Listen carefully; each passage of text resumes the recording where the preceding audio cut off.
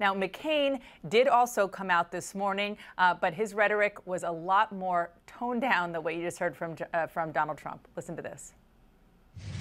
When Mr. Trump said that he prefers to be with people who are not captured, well, the great honor of my life was to serve in the company of heroes. I'm not a hero, but those who were my senior ranking officers, people like Colonel Bud Day, Congressional Medal of Honor winner, and those that inspired us to do things that we otherwise wouldn't have been capable of doing.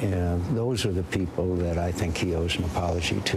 The point here is that there are so many men and some women who served and sacrificed and happened to be held prisoner, and somehow to denigrate that in any way, their service, I think, is offensive to most of our veterans. The best thing to do is put it behind us and move forward and just express our gratitude to those who have served and sacrificed. Who are the real heroes?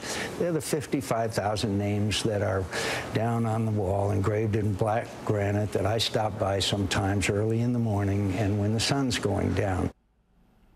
Now, anybody who has watched John McCain, the politician, knows that he is not afraid of a fight. He is quite scrappy when he wants to be. In this particular case, Allison, as you could probably tell from that, he has decided that he wants to try to take the high road. In fact, a McCain source told me that they want to try to let Trump continue to dig his hole. Like they say, never murder a man who is in the process of committing suicide.